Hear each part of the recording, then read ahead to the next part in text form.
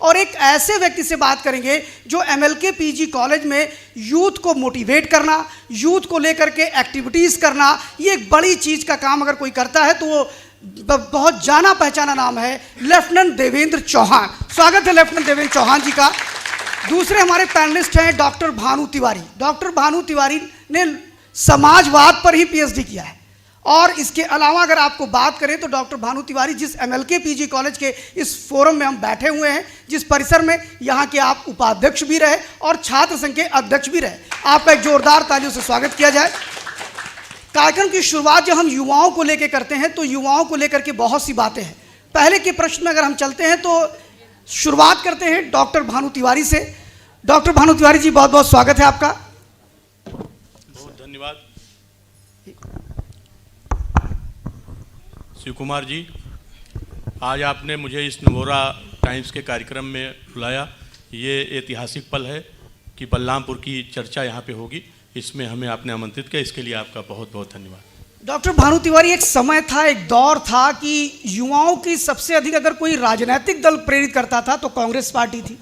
फिर एक दौर आया कि राजनीति में अगर युवाओं को कोई बहुत ज़्यादा अगर आकर्षित करता रहा तो वो समाजवादी पार्टी भी उत्तर प्रदेश में जानी जाती है। छात्र संघ को लेकर के समाजवादी आंदोलन से, समाजवादी छात्र सभा से जुड़ना, समाजवादी के लिए काम करना, ऐसा एक माहौल था। यानी कभी एक समय NSUI का भी बोलबाला था और आज भी है। फिलहाल छात्र सभा का तो बोलबाला खत्म हुआ, NSUI तो अभी आज भी है। लेकिन आपको क्या लगता है कि वो दौर अच्छा था जब छात्र संघ के चुनाव होते थे, लोग महाविद्यालयों में नेता पैदा किए जाते थे, या अब का दौर है जब छात्र संघ बंद कर दिया गया है?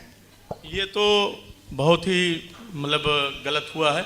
छात्र संघ जब था तो एक पौधशाला छात्रों की, छात्र नेताओं के माध्यम से एक पौधशाला राजनीति में छात्रों की निकलती थी। एक पढ़े लिखे लोगों का उसमें जो है उदय होता था। छात्र राजनीति से निकल करके वो लोग बड़ी राजनीति में जा करके और देश और प्रदेश की बात करते थे, विकास की बात करते थे। ये समाजवादी पार्टी ने किया। माननीय नेता मुलायम सिंह यादव जी की सरकार थी। माननीय नेताजी ने हमेशा छात्र हित की बात की, हमेशा छात्र संघ के कल्याण सिंह जी की सरकार थी, छात्र संघ को उन्होंने बैन कर दिया था। उसको माननीय नेताजी की सरकार आई, उनको शपथ लेना था मुख्यमंत्री पद की, लेकिन इलाहाबाद विश्वविद्यालय में छात्र संघ का शपथ ग्रहण समारोह था। उन्होंने शपथ ग्रहण ना लेकर के पहले जाकर के छात्र संघ का शपथ ग्रहण करवाया और हमेशा छात्रों की बात करने वाली समाजवादी पार्टी रही कि छात्र संघ की बात हमेशा समाजवादी पार्टी ने किया और बढ़ चढ़ के किया। अभी अगर हम एक बात करते हैं कि आपने छात्र संघ की चर्चा करी, क्वालिटी एजुकेशन की बात युवाओं के लिए सबसे महत्वपूर्ण है। कुछ देर पहले हमारे panelist doctor SP Mishra ji ने इस पर बातचीत की। क्या आपको लगता है कि क्वालिटी एजुकेशन के लिए समाजवादी का कुछ काम रहा है? बहुत काम रहा है। समाजवादी पार्टी ने हमेशा छात्र के लिए, छात्र हित के लिए, नौजवानों के लिए। नहीं, उस दौर में ये कहा जाता था कि नकल खूब होती थी, मुलायम सिंह को नकल के लिए माना जाता था। नहीं नहीं, ऐसा कुछ नहीं है। ये तो विपक्ष का वो है कि वो आरोप लगाते रहते हैं, कहीं ऐसा कुछ नहीं है। छात्र नौजवान क्यों उनसे खुश रहते थे? क्योंकि वो नौजवानों की बात करते थे, वो छात्रों की बात करते थे, उनको दबाने का काम नहीं करते थे। छात्र की बात अगर आज की सरकार में तो उनको दबाने का काम किया जा रहा है। तो इसलिए नौजवान और छात्र जो है उनसे प्रभावित रहता था और कभी नकल वकल वाली ऐसी कोई व्यवस्था कहीं कोई वो नहीं था। ये तो विपक्ष का आरोप है। मैं लेफ्टिनेंट देवेंद्र चौहान जी, चूंकि आप बहुत करीब से उन छात्रों के बीच में रहते हैं, ऐसा कहा जाता है कि शिक्षक जो होता है वो नदी का घाट होता है, छात्र जो होता है वो बहता पानी होता है, जो आता है और चला जाता है। लेकिन शिक्षक तो भांत भांत के लोगों को देखता है, यानी अपने पढ़ाए हुए छात्रों को बहुत आगे तक देखता है। कोई IAS बनता है, कोई PCS बनता है। आपको क्या लगता है कि इन 10 वर्षों के अंदर शिक्षा में कोई बहुत बड़ा आमूलचूल परिवर्तन हुआ है या गिरावट कायम है? धन्यवाद आपको इस कार्यक्रम में मुझे बुलाने के लिए। और ख़ासकर जहाँ तक युवाओं की बात है, पिछले 10 वर्षों में कि क्या अभी तक कोई आमूलचूल परिवर्तन हुआ है, देखा जाए तो परिवर्तन का दौर तो है। जहाँ तक हम बात करें तकनीकी दृष्टिकोण से, व्यावसायिक दृष्टिकोण से वृद्धि हुई है।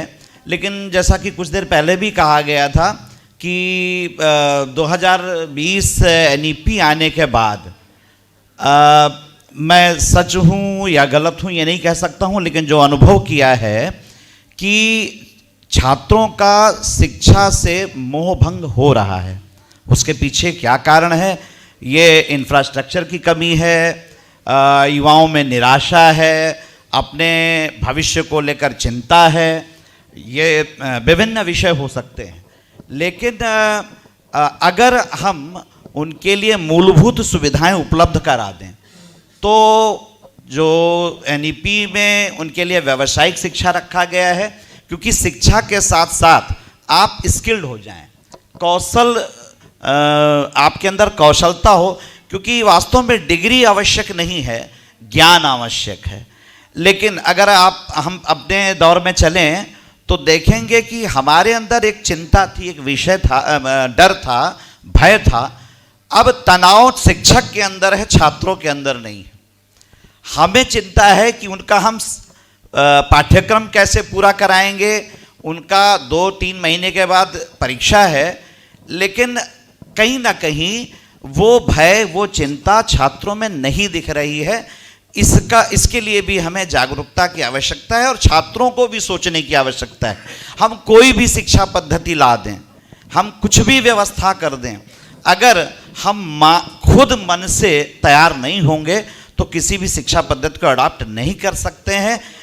मूलभूत सुविधाओं के साथ साथ छात्रों को भी तैयार होना पड़ेगा। तो इसका मतलब ये माना जाए कि अगर कोई पॉलिटिकल पार्टी ये कह रही है कि एनईपी आने के बाद बहुत बड़ा परिवर्तन नहीं हुआ है और शिक्षा में कुछ परिवर्तन नहीं हो रहा, तो ये सत्य है इसका मतलब?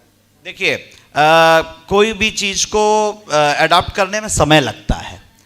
अब हमें जब भी हम कोई शिक्षा पद्धति लाएं तो हमें भौगोलिक दृष्टिकोण को एक बार नज़र में रख लेना चाहिए। जैसे सेमेस्टर प्रणाली, हम लोग उससे खुद रूबरू होते हैं। जुलाई से दिसंबर हमारा 8 सेमेस्टर चलता है। अब हम अगर ध्यान दें तो हमारे तरफ जुलाई से दिसंबर में कितने त्यौहार हैं, कितनी छुट्टियां हैं, और पाठ्यक्रम को पूरा करने के लिए समय चाहिए।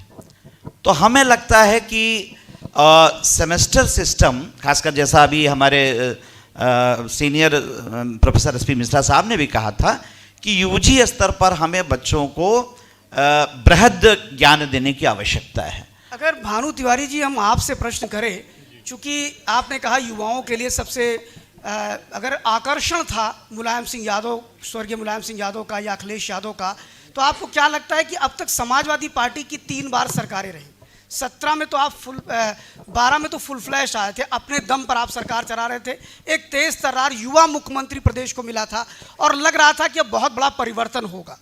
क्या आपको लगता है कि आपने 2004 की सरकार में, या उधर अगर हम बात करें पहले 90 के दशक की सरकार में, या फिर 2012 की सरकार में, बलरामपुर को सपा ने क्या दिया? आदरणीय अखिलेश यादव जी की 12 में सरकार थी, तो आप समझिए कि नौजवानों के लिए एक विजन था, रोजगार के लिए विजन था, विकास के लिए विजन लेकर के वो आए थे प्रदेश में, और उन्होंने उसे लागू करने का मूर्त रूप देने का काम किया। आज नौजवान निराशा की ओर क्यों जा रहा है? इसका कारण यह है कि वो पढ़ रहा है। सबसे पहले वो पढ़ाई कर रहा है, पूरा ध्यान अपना उसने पढ़ाई पे केंद्रित किया। फिर उसने परीक्षा फार्म भरा, किसी उसके लिए रोजगार के लिए उसने फार्म डाला, फिर परीक्षा दिया उसने, परीक्षा देने के बाद रिजल्ट भी आ गया उसका।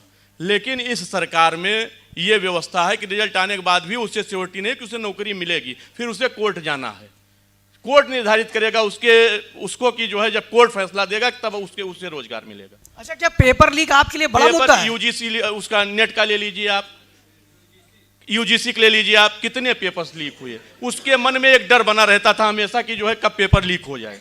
वो पेपर देने जाता था, ये सुबह सुबह परीक्षा केंद्र तक आते आते भी वो सोचता था कि पेपर लीक होगा कि बचेगा, ये असुरक्षा की भावना। फिर आप समझिए उसे नौकरी मिल गई, उसे अपॉइंटमेंट लेटर मिल गया, कोर्ट ने डंडा बजा दिया कि नहीं इनकी पारदर्शिता निष्पक्ष नहीं, अभी हम सुनवाई करेंगे, फिर जो है इनको हम उस पर लाएंगे। हमारी सरकार में कभी ऐसी व्यवस्था, एक आध मामलों को छोड़ दीजिए तो ऐसा कहीं नहीं रहा। रोजगार देने के मामले में अखिलेश जी बिल्कुल स्टिक थे। उन्होंने चाहे पुलिस भर्ती रही हो, चाहे शिक्षकों का रहा हो, चाहे शिक्षा मित्र का आप ले लीजिए, जो विद्यालय को खोलने से लेके वो बंद करने का काम, पढ़ाने का काम, विद्यालय को संचालित करने का काम करते हैं, उनको जो है उन्होंने 10,000 से 40,000 करने का काम किया।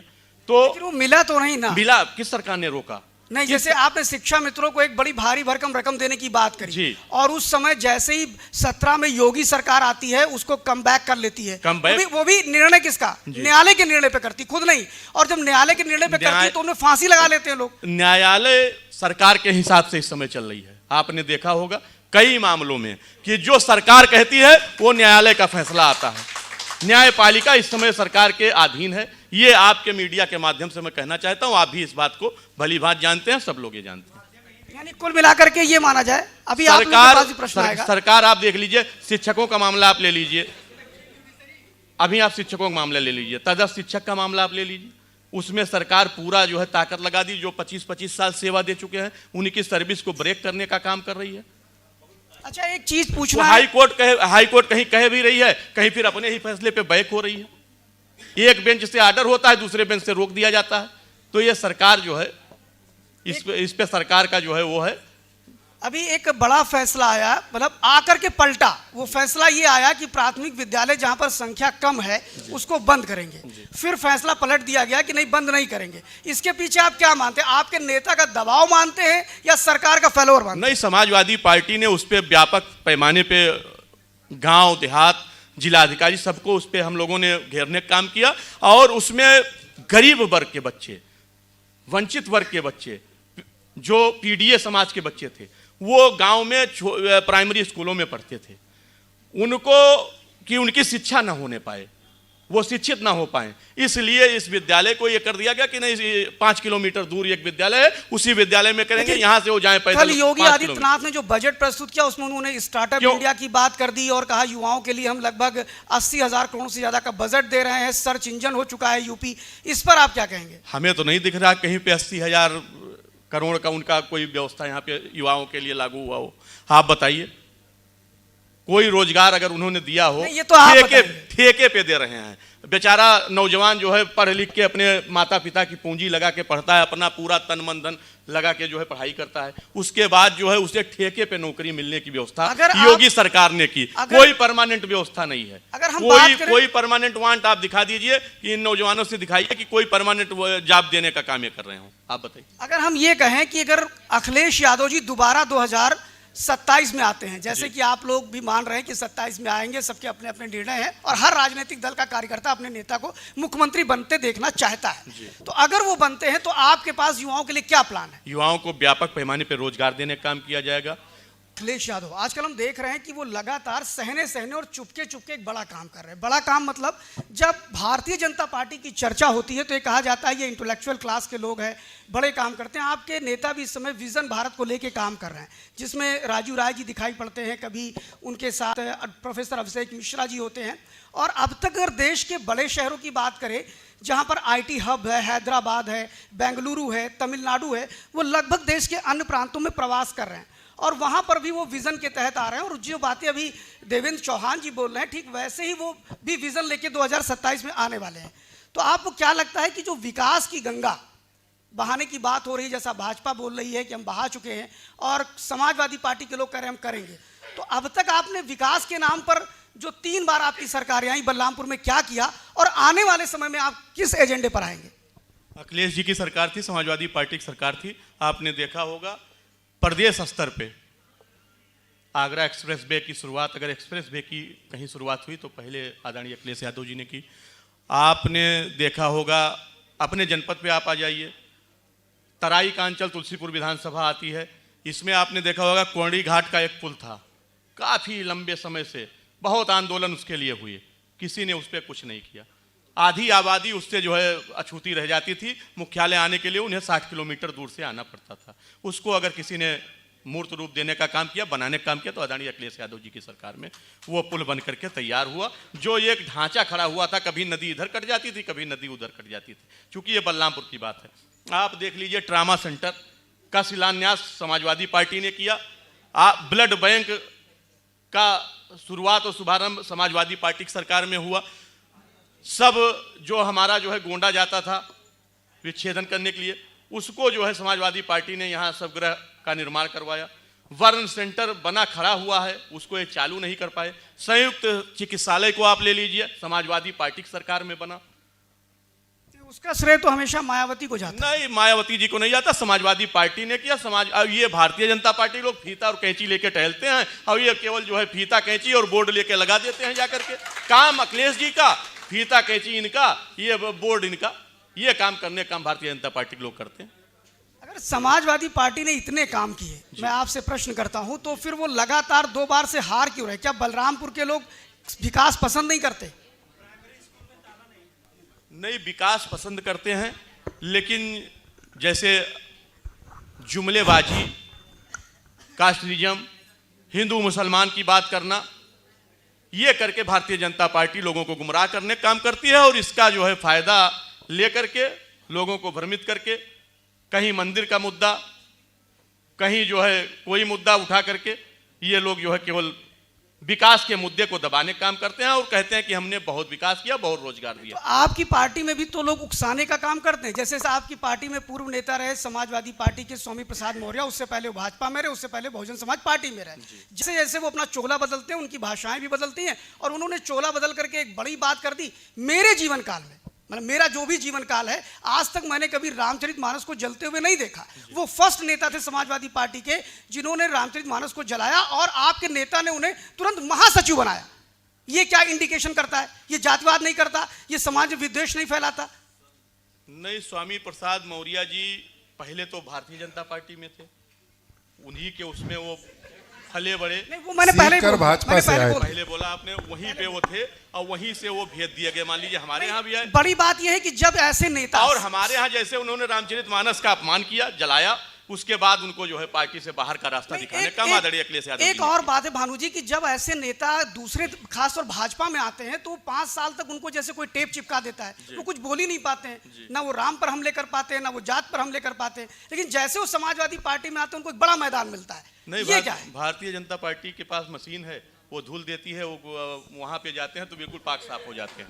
वहाँ पे कोई चीज आप कुछ भी लेकर जाइए, सारी चीजें समाप्त हो जाएंगी। भारतीय जनता पार्टी में पहुंच जाइए। एक बड़ी बात है कि समाजवादियों को आपने इकाना स्टेडियम की चर्चा करी, एक बड़ा था, आपने मेट्रो भी बनाया। क्या बलरामपुर में जब आपकी सरकार थी, उस समय भी वो दौर था कि बलरामपुर में लोग बड़ी अपेक्षा करते थे आपसे?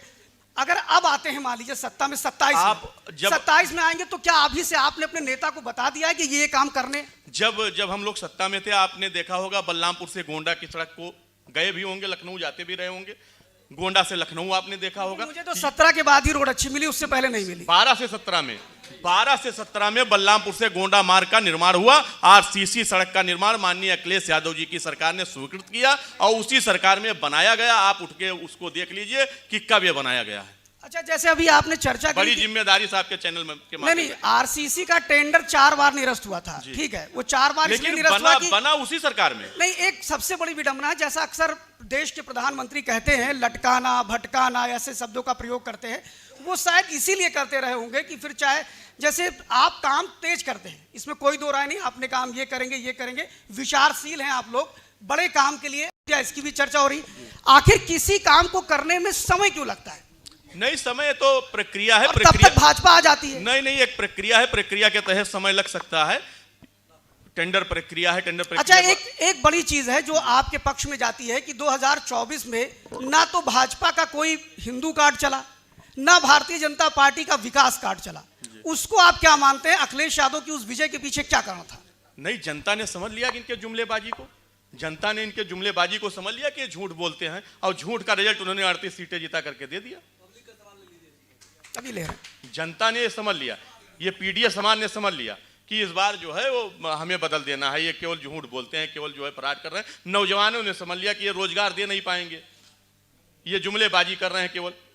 अच्छा देवेंद्र जी, एक सबसे बड़ी चीज है न्यू एजुकेशन पॉलिसीज पे अभी आपने बात करी। इसमें एक सबसे बड़ा प्रश्न ये खड़ा होता है कि अभी आपने कहा स्किल्ड करेंगे, स्किल्ड की बात भी आपने चर्चा करी, फिलहाल लोगों ने उसको एक अलग तरह से लोग लेते हैं। क्या वास्तव में स्किल्ड को लेकर के सरकार के पास कोई इंफ्रास्ट्रक्चर है क्या?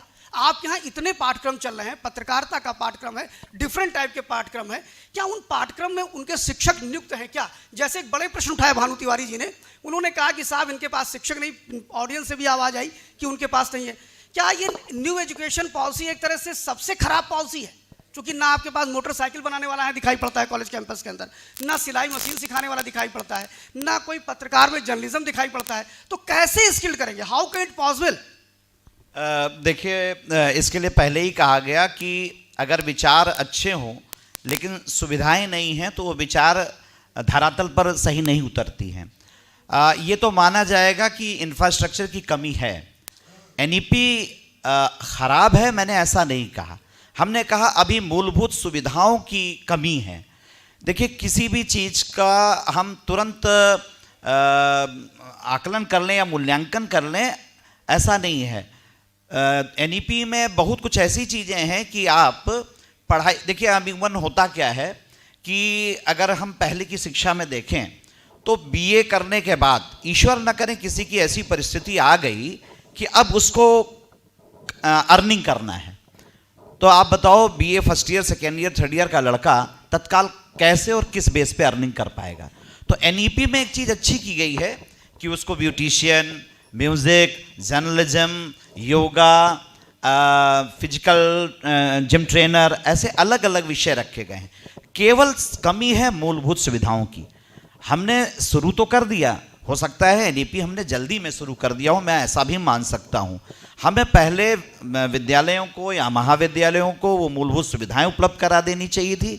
हाँ, अब जब यूनिवर्सिटी ने लागू कर दी तो महाविद्यालय अपने स्रोत पर हम उनको बुलाकर उसको प्रशिक्षण दिलाया जाता है, लेकिन कभी कभी उसका भार शिक्षक पर भी है। जैसे मैं एजुकेशन का टीचर हूँ, एनसीसी ऑफिसर हूँ, लेकिन मैं जर्नलिज्म एंड मास कम्युनिकेशन का कोऑर्डिनेटर भी हूँ, तो थ्योरी का पार्ट मेरे ही जिम्मे होता है, तो वह एक्स्ट्रा बर्डन है। तो मेरा कहना है कि नीति अच्छी हो सकती है, हो सकता है उसका 10 साल बाद हमें असर दिखे, लेकिन सबसे पहले मूलभूत सुविधा होनी चाहिए। शिक्षक की कमी तो है, और अगर उसकी व्यवस्था कर दी जाए तो मुझे लगता है कि बच्चे स्किल्ड होंगे। और उस आधार पर अगर आपकी जानकारी के लिए बताएं तो हमारे जो पिछले 3 साल का बैच रहा है उसमें से, हाँ, चूँकि आप पत्रकारिता के क्षेत्र वालों का ही ये कार्यक्रम है, आपकी जानकारी के लिए बता दें, दैनिक जागरण, अमर उजाला और हिंदुस्तान से मेरे पास ऑफर आया कि अगर आपके यहाँ बीए में डिग्री धारक निकले हो जर्नलिज्म एंड मास कम्युनिकेशन के वोकेशनल कोर्सेज की बदौलत, तो हमारे पास 15 अलग अलग अखबारों से 45 की वैकेंसी है। आप 100 को भेजिए, हम उनको ट्रेनिंग देंगे और तात्कालिक रूप से उनको 25 से 35 हज़ार की सैलरी उनको दी जाएगी। तो मैं ये ऐसा नहीं कह रहा हूं कि वो खराब है। एक बड़ा प्रश्न है कि आप ही शिक्षकों से ही सीखा है जीवन में, जी। कि जिनमें क्वालिटी होती है वो सामान ले ही लेते हैं। बिल्कुल। ठीक है, फिर आज इतनी भीड़ होने के बाद जहां 20 लाख फॉर्म पड़ते हैं और 17 लड़के निकल के आते हैं, 200 लड़के निकल के आते हैं, तो क्या आप ये मानते हैं कि क्वालिटी वालों के लिए ये सब एक्सक्यूजेस नहीं होते? कोई नहीं, ये तो सही है, मान लो तो हार गए और ठान लो तो जीत गए। और मेरा अपना है कि अभी हमारे तमाम बच्चे, शायद आप उनको आज सम्मानित भी करने वाले हैं, जैसा मुझे सूचना है कि अब 100 बच्चे हमारे पास, जो हमारी एनसीसी की कैपेसिटी मतलब है, स्ट्रेंथ दी गई है मुझे बटालियन। हम ये पूछना चाह रहे हैं कि एंकर के तरफ से और मेहमान के तरफ से एक सवाल आया, 9 लाख सरकारी नौकरी, अब कहाँ से सरकारी नौकरी दी जाए? 9 करोड़ का 9 करोड़ 80 लाख पूरे देश में। हाँ, फिर कैसे सरकारी नौकरी बढ़े? दोनों से सवाल है, मेहमान से भी और एंकर से भी। कॉलोनीज बढ़ रही हैं, जनसंख्या बढ़ रहा है, तो बैंक बढ़ रहा है, हवाई अड्डा बढ़ रहा है, रेलवे बढ़ रहा है, जिला बढ़ रहा है, ब्लॉक बढ़ रहा है, सारी चीज़ें बढ़ रही, तो फिर सरकारी नौकरियां क्यों नहीं बढ़ेंगी? ये पीछे हमारे जो युवा बैठे हैं, इनको ये निराशा का संदेश लेकर के नहीं जाना है कि सरकारी नौकरी नहीं बढ़ेगी। जब सारी चीज़ें बढ़ रही हैं, अस्पताल बढ़ रहा है, तो फिर डॉक्टर क्यों नहीं बढ़ेगा, नर्स क्यों नहीं बढ़ेगा? तो बच्चों को आश्वस्त कीजिए कि सरकारी नौकरियां बढ़ेंगी, या फिर जुमला ही साबित हो जाएगा। मैं आपके प्रश्न का सम्मान करते हुए कहना चाहता हूं, किसी ने ये नहीं कहा कि सरकारी नौकरी नहीं दी जाएगी। सबने ये कहा, मतलब मेरा प्रश्न सिर्फ इतना ही था कि 9 करोड़ 80 लाख ही सरकारी नौकरियां हैं, इसके बाद नौकरी कहां दी जा सकती है? क्या कोई स्पेस है क्या? अगर मान लीजिए वो स्पेस है तो दिया जाएगा। दूसरी चीज, जैसे आपने कहा कि लोग बढ़ रहे हैं, तो वो प्रश्न का उत्तर तो आप ही दे सकते हैं। भानु जी बताइए। जब ये 9 करोड़ आपने जो कहा बढ़ेगी, यही मैंने युवाओं ये को कहा कि उत्साह पूरे देश में 9 करोड़ 80 लाख ही पद सृजित हैं सरकारी नौकरियों के लिए। Yes. और जैसे जैसे एआई टेक्नोलॉजीज आ रही है, टेक्नोलॉजी आ रही है, तो वो संख्या कम होती जा रही है। जैसे एक उदाहरण देता हूं, पहले हमें हर जगह बैंक खुलता था, उतनी जल्दी काम नहीं होता था। मुझे लगता है यहाँ बैठे हुए जितने लोग हैं, इनमें 75 से 90% ऐसे लोग होंगे जो शायद ही बैंक जाते हो, शायद। ठीक, तो वहाँ मैन पावर वो हटा रहे हैं धीरे धीरे। दूसरी चीज, अब आप देख रहे हैं कि हम सोशल क्या नाम है, जो टेक्नोलॉजी है उसका उपयोग कर रहे हैं। गांव में अब सेंटर्स खुल रहे हैं, सीएससी सेंटर्स खुल रहे हैं, वो रोजगार का एक अलग आयाम क्रिएट हुआ है। मेरा सिर्फ इतना कहना है, सरकारी नौकरियों को लेकर के रोजगार के और आयाम है, ऐसा नहीं कि नहीं है। जैसे आप जाएंगे तो आपको बलरामपुर जिले में ही कम से कम 200, 300 या 1000 सीएससी सेंटर होंगे, जहां युवा बैठा हुआ सुबह से शाम तक 1000 रुपए कमा ले रहा है अपनी आवश्यकता के अनुसार। वो एक अलग विषय। यहाँ किसी ने ये नहीं कहा कि हम 9 करोड़ 80 लाख से ऊपर हम किसी को रोजगार नहीं देंगे, और उसके अलावा रोजगार मिल रहे हैं। जैसे अभी संविदा की आपने चर्चा करी, बात यह है कि क्या सरकारी नौकरी ही रोजगार है या इसके अलावा भी कोई चीज रोजगार है, ये मुद्दा आता है। देखिए, सरकारी नौकरी में एक निश्चिंतता आती है। संविदा और ठेके की नौकरी में व्यक्ति उतना निश्चिंत तो नहीं हो बात पाता बिल्कुल है। सही है आपकी, इसमें कोई दो राय नहीं है। हम इसका स्वागत करते हैं, आपने जो कहा है, सभी ये चाहते हैं सरकारी नौकरी। लेकिन प्रश्न ये भानु जी से आपको करना है, मुझसे नहीं। ये सरकार से, ये सरकार के लिए एक सरकार मैसेज, में तो है नहीं। ये सरकार के लिए एक मैसेज ये है। प्रश्न सरकार के लोगों से पूछा जाए कि वो 9,80,000 रोजगार कहाँ दे रहे हैं। भानु भैया, मेरा आपसे एक सवाल ये है। जी जी जी। आपने, मैं अभी आपके डिबेट को सुन रहा था, आपने समाजवाद की बात किया और नौकरी की बात किया, ट्रांसपेरेंसी की बात किया। आपकी पार्टी की जब सरकार थी तो पीसीएस का रिजल्ट आया था, और मैं आपको बताना चाहता हूँ कि इसमें 70% यादव थे। ये कौन सा समाजवाद है जो सिर्फ एक जात की बात करता है? आप जातिवाद की बात पे आ गए। आप नहीं, आंकड़ा भानु भैया, आंकड़ा है वो, उस आंकड़े को हम और आप जुटला नहीं सकते। मेरी बात सुन लीजिए, प्रश्न का उत्तर देने दीजिए। इस पे आप मेरा उत्तर सुन लीजिए। आप जिले लेवल पे ले लीजिए। आप भारतीय जनता पार्टी की सरकार में जिले लेवल पे ले लीजिए, ये एक पुलिस महकमा आप ले लीजिए, उठा करके देख लीजिए कि जिले में कितने थानेदार किस कास्ट के हैं। आपको जातिवादिता पता लग जाएगी कि समाजवादी पार्टी करती है, वो तो बड़े लेवल का आपने बात कर दी। आप छोटे लेवल पे, जिले लेवल पे बात कर लीजिए, कितने थानेदार यहाँ पे हैं। सवाल आप जब थानेदार की बात कर रहे हैं भानु भैया, आपको क्या लगता है कि अगर ब्राह्मण थानेदार आ जाएगा तो सारे ब्राह्मण आपत्ति हो जाएंगे? ऐसा नहीं, मैंने एक व्यक्ति से कैसे जात की तुलना हो सकती है? एक व्यक्ति से नहीं, आप एक व्यक्ति से, आप बताइए 11 थाना है, 11 थाने से कैसे तुलना हो रही है?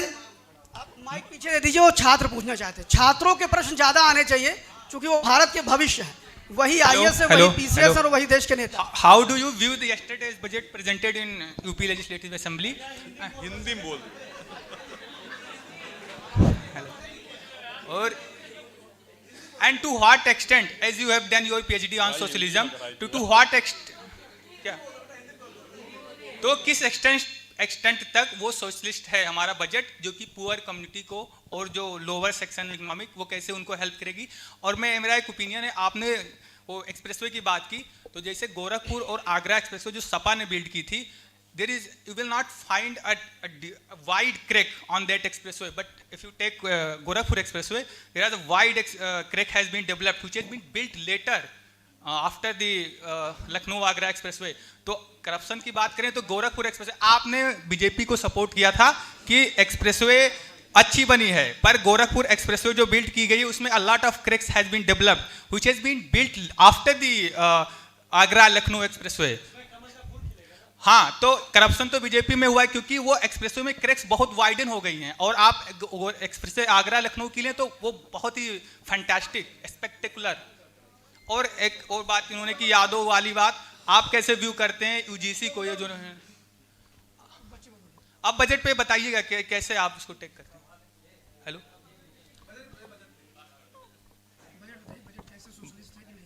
बजट बिल्कुल फेल है, इनका बजट कुछ नहीं है। आम जनमानस के लिए बिल्कुल बेकार है, नौजवान के लिए, किसान के लिए। किसान ट्रेड बिल ले आए हैं अभी मोदी जी, आपने देखा होगा, किसान ट्रेड बिल ले आए हैं। पहले देश जो है इंग्लैंड के निर्देश पे जब गुलाम था भारत, तो इंग्लैंड निर्देशित करता था कि इस तरीके से व्यवस्था लागू होगी। अब मोदी जी ले गए ट्रंप जी के पास, उनके निर्देश से अब देश चलेगा। किसान को यहाँ दुगना जो है, कह रहे थे कि आपको दुगना आय देंगे, और अमेरिका का किसान जो है इस पे दुगना आय लेगा। सर जी, मेरा सवाल ये है, आप कह रहे थे कि हमारी सरकार में चीटिंग नहीं होती थी। आपको मैं डाटा दूंगा पर्सनली, 15 या 16 एग्जैक्ट डेट नहीं याद है, 15 या 16 में एमयू के प्रोफेसर थे डिपार्टमेंट ऑफ उर्दू के, वो गए थे एज अ इंटरव्यूअर गए थे, तो वहाँ पर भर्ती हो रही थी सरकारी नौकरी की। वहाँ पर वो बता रहे थे वापस आकर क्लास में कि ऐसे ऐसे लोगों की भर्तियाँ हो रही हैं जो उर्दू लिखना नहीं जानते हैं, और ऐसे लोगों की उर्दू में भर्ती हो रही है। आप क्या कहना चाहेंगे इसमें? नहीं, ये कोई जो है बाई राइटिंग तो आया नहीं कहीं पे, किसी ने बता दिया तो बता देने से तो है नहीं। ये किसी ने अगर बता दिया है तो बता देने से तो भाई वो नहीं माना जाएगा। इनका तो साक्षात है, इनकी तो भर्तियां आपको पता है, आप नौजवान हैं, आपसे ज्यादा तो मैं नहीं जानता, आपको पता है कि इनकी भर्तियां किस तरीके से हो रही हैं। ऐसे कोई आप भी नहीं कह सकते हैं सर कि ऐसा कोई डाटा नहीं है, तो इसका मतलब आपकी जानकारी में नहीं। किसी प्रोफेसर साहब ने आपको बताया, लेकिन मैंने बाई राइटिंग कहीं ऐसा कुछ नहीं देखा कि उर्दू शिक्षकों की भर्ती जो है किसी इलिटरेट व्यक्ति को या उस योग्यता वो न रखता हो उसको उन्होंने भर्ती कर दिया। उन्होंने कहा भी था, उसमें उन्होंने विरोध भी किया था, तो ये कहा गया था कि ऊपर से आए। तो वो ऊपर वाले कौन थे सर? उनकी शैक्षिक योग्यता रही होगी, उनकी शैक्षिक योग्यता रही होगी तो उनको भर्ती उनकी हुई होगी, और किसी ने कह दिया कि उनकी शैक्षिक योग्यता नहीं थी, तो इसकी जांच होनी चाहिए। हाँ, तो ये तो डेली आप पेपर देने जाते होंगे, 7 बजे अगर पेपर है तो 6:55 7:01 तक आपके मन में शंका बनी रहती होगी। एक प्रश्न हर्षिता जी का है, बचेगा कि जाएगा? हर्षिता जी, एक प्रश्न आप करिए। सर, मेरा क्वेश्चन है देवेंद्र चौहान सर से कि सर, ये देखने को ये मिलता है कि जो युवा यहाँ पे पेपर नहीं क्रैक कर पाते हैं, बहुत सारे ऐसे परीक्षाएं हैं, वो विदेश में जाकर उन्हीं परीक्षाओं को उत्तीर्ण कर लिए जाते हैं और फिर यहाँ पे आकर कार्यरत होते हैं। क्या ये सही है? और एक सवाल इसी से जुड़ा हुआ और है सर कि यहाँ पे पढ़ने के बाद व्यक्ति विदेशों में नौकरियाँ करना पसंद करता है और ये उम्मीद किया जाता है कि देश का विकास हो, देश आगे बढ़े। तो सर, यहाँ पे परीक्षाएं उत्तीर्ण करके आप विदेशों में नौकरियां करने वाले युवाओं से आप किस प्रकार से चाहते हैं कि वो इस देश में ही रहें और कार्य करें? उसके लिए आपका क्या कहना है कि सरकार को क्या करना चाहिए इसके लिए? देखिए, आपका प्रश्न ही कुछ हद तक उत्तर दे रहा है कि ऐसे लोग जो यहाँ मतलब विदेश में पढ़ाई करते हैं, यहाँ से पढ़ के जाते हैं, विदेशों में अपनी सेवा दे रहे हैं, तो कुछ चीज़ें तो है जो उनको आकर्षित करती होगी विदेश में, ऐसा मेरा मानना है। सरकार को चाहिए, और ख़ासकर हम अपने निजी हित को ही ध्यान में रखकर हम काम करेंगे तो जाहिर सी बात है राष्ट्रहित नहीं कर पाएंगे। अगर हमारा विजन है कमाना तो और आकर्षण के पीछे भागना, तो जाहिर सी बात है मुझे विदेश लुभाएगा। और अगर हमें राष्ट्र से प्रेम है तो अगर हम देखें तो जापान और चाइना शायद इसका उदाहरण है, जर्मनी इसका उदाहरण है कि वो लोग पूरे विश्व के समस्त देशों में जाते हैं और वहाँ की अच्छी चीज़ों को लेते हैं, लेकिन उसका फ़ायदा अपने देश के देशवासियों को देते हैं। तो जनता को भी वो भाव लाना चाहिए और राष्ट्र के नायक को या राष्ट्र नेता को भी चाहिए कि वो ऐसी कौन सी सुविधाएं हम अपने जो हमारे प्रतिभाशाली हैं उनको यहाँ व्यवस्था दें। अगर आप बात करें कि जैसा मैंने कर कहूँ तो जैसे नासा से हमारे राष्ट्रपति डॉक्टर APJ अब्दुल कलाम के लिए ऑफर आया था, पर उनकी इच्छा थी कि नहीं हम भारत की सेवा करेंगे, तो आज वो भारत में रह गए। तो वो जन जन में भी भावना होना चाहिए राष्ट्र के प्रति और राष्ट्रनायकों के में भी भावना हो चाहिए जनता के प्रति, तभी राष्ट्र विकसित हो सकता है, ऐसा मेरा मानना है। इसी से जुड़ा हुआ एक थोड़ा सा सवाल मेरा इसी में है, मुझे उसका उत्तर नहीं मिल पाया है। मेरा प्रश्न ये है सर कि जैसे कि यहाँ की परीक्षाएं नहीं उत्तीर्ण कर पा रहे हैं छात्र और विदेशों की परीक्षाएं उत्तीर्ण कर ले जा रहे हैं, वही उसी सब्जेक्ट की, उसी चीज़ की। और सर, क्या यहाँ की शिक्षा व्यवस्था में कमी है, यहाँ के जो नए नियम आए हैं उन पर कोई कमी है, या फिर वहाँ की परीक्षाएं और यहाँ की परीक्षाओं में ज़मीन आसमान का अंतर है? अब इसका अगर देखा जाए तो उत्तर थोड़ा सा विरोधाभासी हो सकता है। वो यहाँ का परीक्षा क्यों नहीं पास कर सकता है या वहाँ की परीक्षा क्यों पास कर लेता है? क्या यहाँ मूल्यांकन में दोष है या एटमॉस्फेयर में दोष है? कभी कभी होता है कि हम कहते हैं ना, दूसरों को देखकर हम देखते हैं यहाँ पे वो बच्चा नहीं पढ़ता है, लेकिन अगर अपने ग्रुप के साथ इलाहाबाद या दिल्ली चला गया तो उनको देख देख के पढ़ने लगता है। तो ये ऐसा भी मेरा अपना मानना है, ये मेरा व्यक्तिगत ओपिनियन है कि या तो मूल्यांकन में दोष है, हम उनको सही निर्णय नहीं दे पा रहे हैं या रिजल्ट नहीं दे पा रहे हैं, और या हो सकता है कि उस बच्चे को दूरदृष्टि मतलब दूर का वातावरण में वो अपने आप को अच्छा बना लेता है। ये मैं समझ सकता जैसा कि अपना ये सेशन था जिसमें हमारे साथ पैनलिस्ट थे सपा नेता डॉक्टर भानु तिवारी और साथ में डॉक्टर देवेंद्र चौहान जो कि शिक्षाविद हैं। अच्छा सारा विषय उन्होंने रखा और छात्रों ने प्रश्न किए, छात्रों ने भी अपने प्रश्न किए। सर मेरा प्रश्न है, मैं पूछूंगा सर, जुल्म के साए में लबों को खोलेगा कौन? अब हम भी चुप रहेंगे तो बोलेगा कौन?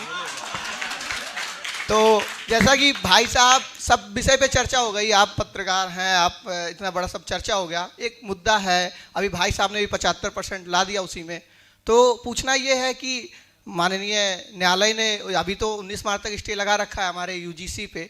अब यूजीसी पे मैं दोनों भाजपा से भी सपा से भी भाई साहब कांग्रेस से भी सवाल है, सबसे सवाल ये है कि 19 मार्च के बाद यदि न्यायालय यूजीसी के स्टे को हटाती है और लागू करती है तो आप सभी का उस पर क्या प्रतिक्रिया होगा? भानु जी आपका भी प्रश्न।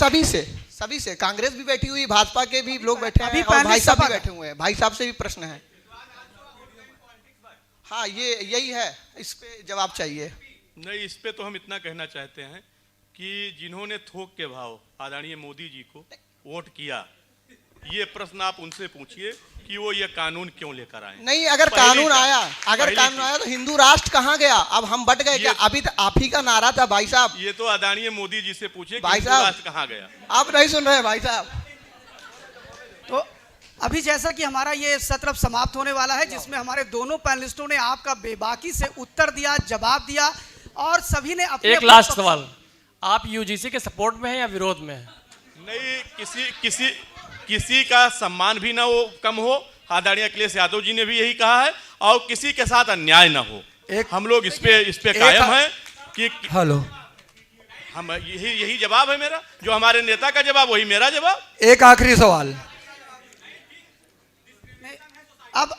अब ये प्रश्न बंद होते हैं, सत्र खत्म होता है, इसके बाद हम ऐसे और ही थोक के अच्छे बाद लोगों को ला रहे मोदी हैं जी को जो वोट किया। आपके सबसे बड़ा सवाल उनसे है, वो अपने अंतरात्मा में सोचें कि हमने मत दिया था और आज ये व्यवस्था लागू हो रही है, वो उनसे जाकर पहले पूछें। अगर हमारी सरकार आएगी 27 में या 29 में केंद्र में तो हम लोग इस पे विचार करेंगे। सवाल बहुत धन्यवाद। सवाल पूछने में मजा थोड़ा इसलिए नहीं आ रहा है क्योंकि एक ही पक्ष मुझे दिखाई पड़ रहा है, एक विपक्ष भी होता, एक जो है शिक्षाविद बैठे हुए हैं, लेकिन तब भी एक सवाल मैं पूछ ही लेता हूँ कि भानु भाई मित्र हैं, देवेंद्र जी भी बैठे हुए हैं, अभी शिक्षा की बात हो रही थी, अगर आप यदि अगर आप जो है मुलायम की सरकार में हाई स्कूल या इंटर पास किए तब गर्व करते थे, या कल्याण सिंह और राजनाथ की जो है सरकार में आपने हाई स्कूल या इंटर पास किया तब आपको गर्व होता था? नहीं, हमने हाई स्कूल कल्याण सिंह के जमाने में किया और इंटर मुलायम सिंह यादव जी की उसमें। मेरे तो हमें दोनों सरकार का अनुभव पता है।